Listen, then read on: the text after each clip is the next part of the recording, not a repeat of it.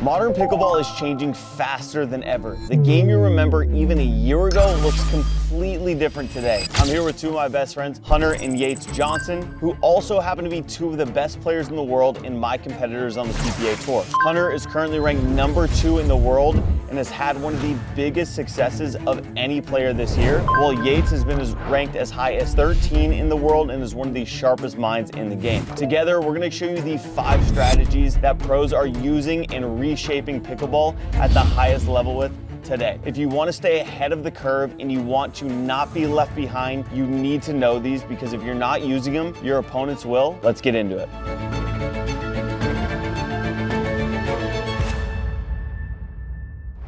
The first big change we're seeing in 2025 is that more and more pros are driving their third shots instead of dropping them. And if you want to do this correctly, there's a few things that you need to understand. Driving is more effective now because returns are getting deeper and paddle technology gives you the spin and power to swing out without losing control, making it the more consistent option than trying to hit the perfect drop from the baseline. The purpose of the drive is to set up the 5th shot, because when you drive, you often get a weaker reply that makes your 5th shot drop much easier and helps you get to that kitchen line. The drive also opens up offense with your partner, especially in plays like the shake and bake, where your drive forces the returner to hit up and gives your partner the perfect chance to poach. Finally, the mindset is key. The third shot drive is a setup tool, not a winner. So use different speeds like 60, 70, or 80% depending on the ball, and think about creating the next opportunity rather than ending the point right away. So when you think about driving thirds, don't look at it as trying to rip a winner. Look at it as the most reliable way to create pressure, set up your next shot, and get yourself and your partner to the kitchen line and control the point there. All right, so let's say I hit a good return and I move up to this kitchen line. Hunter now has a third shot. Hunter, why are you driving this third shot more than you're dropping, and what's your mindset when you're doing it? Yeah, so my mindset is whenever there's a deep return, I'm never trying to hit a winner off of my drive. This is a high percentage play. Instead of me trying to make a third shot drop off a really deep return, I keep it about 60% power. I maybe back up if I have to, keep a smooth swing, 2 feet above the net, keep it consistent, and then wait for my either 5th shot, or if I have to hit 4, 5, 6 drives just to get the ball that I want to make a perfect drop and get to the kitchen line, I will do that.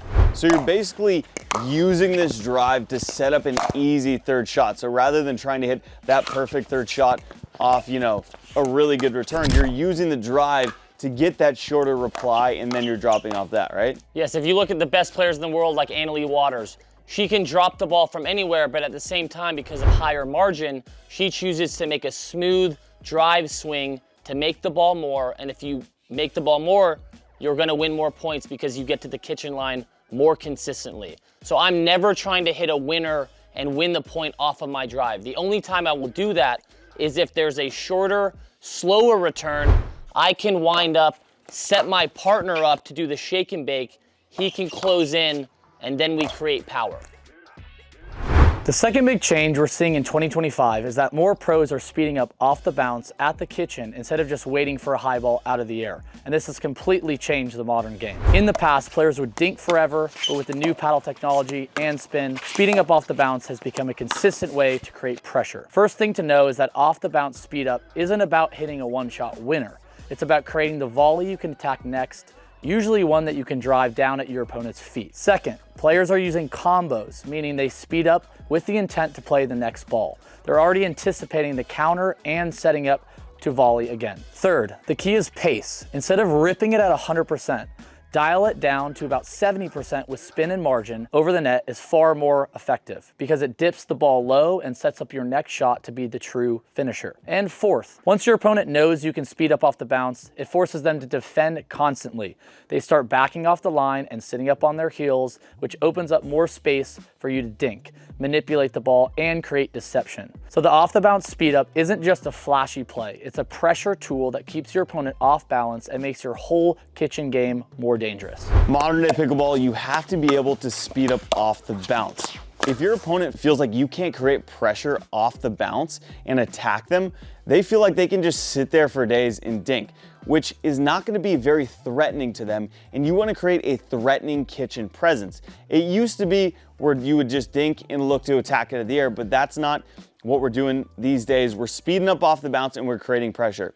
When you can attack off the bounce, your opponents are going to move back naturally and sit on their heels because they're going to be waiting for you to attack off the bounce. So what that does is it opens up a lot of room in front of your opponent for you to be deceptive and then dink in front of them. A really important key for the off the bounce attack is we're not trying to go for one-shot winners.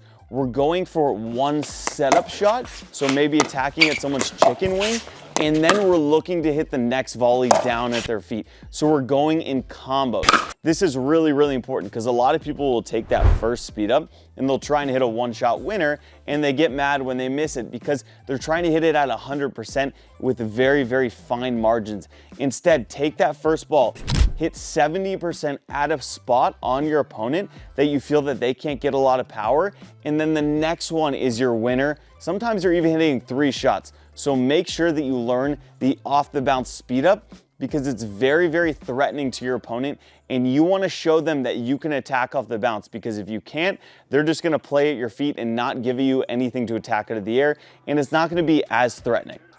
The third big change in 2025 is the rise of the aggressive right side player. Back in the day, the right side was the safe position. You were expected to keep balls in play, counter well, and let the left side player with the forehand in the middle do the damage. But modern pickleball has evolved, and with today's paddles giving more spin and more power, the right side is now a role of aggression. The first thing to understand is that the right side players are attacking off the bounce, often speeding up through the middle to set up their left side partner for the next combo shot. Second, they're leaning in and taking more balls out of the air, which shrinks the opponent's kitchen space and allows them to control points earlier. Third, the right side player is no longer limited to just their quarter of the court. Players are now reaching into the middle with their backhand or forehand, creating double the pressure in the center. Fourth, this shift means that both players are now weapons. It's no longer one alpha and one beta, but 2 players who can both create pressure and finish points. If you're a right side player, stop thinking of yourself as passive and start learning how to create, because this is the direction that modern pickleball is headed.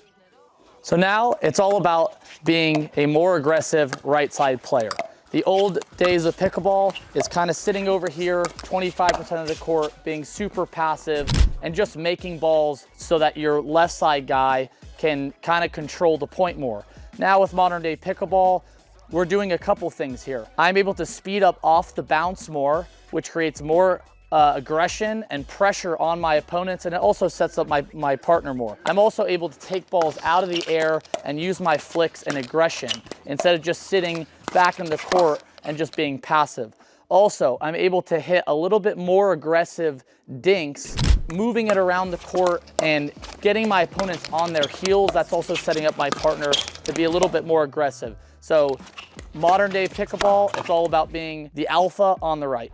The fourth big change is that the serve has become a weapon you absolutely need to master. Back in the day, the serve was seen as just a way to start the point, a neutral shot to get the rally going. But pros now realize it's the only shot in pickleball they have complete control over. First, the serve gives you the first say in the rally, which means you can manipulate the kind of return you want to start the point on your terms. Second, players are no longer just getting the ball in. They're going for power, spin, and placement to create pressure right away, not just for missed returns, but also to set up their third shot in the way they prefer. Third, the serve allows you to play chess with your opponent. For example, serving deep to the backhand to get a short return to your forehand, or mixing in kick serves, angle serves, or even specialty serves like the screwball that Hunter has pioneered. And fourth, if you're not using the serve as a weapon, you're missing a huge opportunity, because at the pro level, the serve is what sets up the rest of the rally and gives you that early edge. So if you step up to the line and you're just trying to get the ball in, you're already behind. The modern game demands that you take advantage of your serve before your opponent takes advantage of you. When I get up to the line on my serve, I like to be very aggressive. It's no longer just a passive play. So when I step up to the line, I'm trying to do three things. I'm trying to focus on my spin, my power, and my placement. The reason I do these things is to try to create a short ball for myself. The reason being is if I can create a short ball, I'm gonna at a bigger advantage in the point to try to do what I want. I can drop, I can drive, I can crash, I can do all these different things because I start the point with aggression off of my serve. I'm creating setup shots to better my game and win more points. So I'm using three different variations of my serve to create a short ball. I like to do hard topspin, I like to do flat and hard, or I like to do a screwball. You can also create different heights over the net to give different bounces and variations to push your opponent back and allow your third shot to be an aggressive play to win more points. I'm trying to give my opponents different looks so they're not used to the same serve coming in every single time. If you do that and only just get your serve in, they're gonna be able to hit different returns harder in different places of the court and get you out of position. This will not win you matches. You have to be aggressive from the very start of your serve. The fifth big change is that dinking is no longer passive. It's become aggressive and proactive. In the past, players would sit at the kitchen line and dink forever, waiting for the perfect ball to attack. But in today's game, it's shifted with paddle technology and spin, allowing for more manipulation. First, modern players use dinking to actively create opportunities instead of waiting for them, keeping their opponents off balance and on their heels. Second, the goal of the dink is now to apply pressure right away, making your opponent feel unsettled and never fully comfortable at the line. Third, aggressive dinking relies on variation and deception, using slice, topspin, and angles, and even fake speed-ups to force errors and set up attacks. And fourth, patience and consistency are still essential. The mindset has changed. You don't have to sit passively and wait. You can take control and use your dink as a weapon to build pressure and dictate play. So if you're not adopting the aggressive dinking, you're giving away one of the most powerful tools in modern pickleball. Take it into your own hands or your opponent's will. All right, so the days of just sitting here and passively dinking are quickly coming to an end. It used to be where people would just sit here and dink like this and wait for a ball to attack out of the air.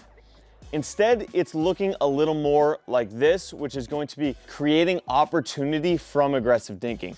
So it's gonna look more like this, where I'm moving that ball around and I'm using different spins. I might use slice here or a net cord if I get lucky. But I'm using more movement and I'm trying to dink more aggressively to create opportunities. So let's say I push a ball here to Yates' left foot with an aggressive dink and he pops it up and I attack out of the air. Well, I created that. So I'm no longer passively waiting for my opportunities. I'm creating them at the kitchen line. Yates does a really good job of using deception here at the kitchen line. So like, what are the few things you think about when you're using that deception? Yeah, I mean, mixing up your dinks is massive. Instead of just sitting here slicing, your opponent can see that. They're watching your paddle face. So if you're just sitting there with the open paddle face slicing, it doesn't do anything. If you're using your roll dink and it's kind of looking like you're gonna speed up every single ball, then it's getting your opponents on your heels and you're creating a lot more offense and aggression. How do you make everything look like a speed up? Is it that paddle tip getting down? Yeah, it's kind of like a little circular motion, and as long as you get your paddle tip down at the end, it's always gonna look like you're gonna dink. But at the last second, if you're getting that position, you can always pull the trigger and speed up off the bounce like we worked on before. It's constantly making your opponent not know what you're gonna do. Yeah, no, and I think you do a really good job of that, of holding that position. And I know just from playing with you and being across from you, when you hold that position, I don't know if you're gonna speed up or a dink. And all of a sudden, right, when you do that, I kind of have to sit on my heels because I need to protect the counter. And then you can actually roll me left and right and you caught me on my heels. So you have to be able to use aggressive dinking, and you need to do that with footwork, deception, and not sitting there and waiting for your opportunities. Create them. All right, guys, so also the Pickleball Collective, something I've been working on for a long time. Join the waitlist. It's an online community where you're gonna have the frameworks and roadmaps to get better at the quickest and highest level. And you're gonna see more guys like Hunter Johnson, and you're gonna get that high quality information there. It's not out yet, but join the wait list so you can be one of the first to join. We're gonna have limited spots. You can join by clicking the link in the description or the top comment. I'll see you in there. All right, so those are the 5 things that the pros are doing in order to push pickleball forwards and changing the way the game's played. If you want to stay ahead of the curve, these are the adjustments you need to start working on right now. A big thanks to Hunter and Yates Johnson for coming out here and helping me break these down. Make sure you watch their matches because they're perfect examples of where the game is headed. And if you found this helpful, drop a comment of which one of these tips you're going to work on first. And don't forget to subscribe so I can bring more guys like this on and we can make high-level breakdowns. Yates, Follow these tips, change your game, and tune in for more. I'll see you on the courts.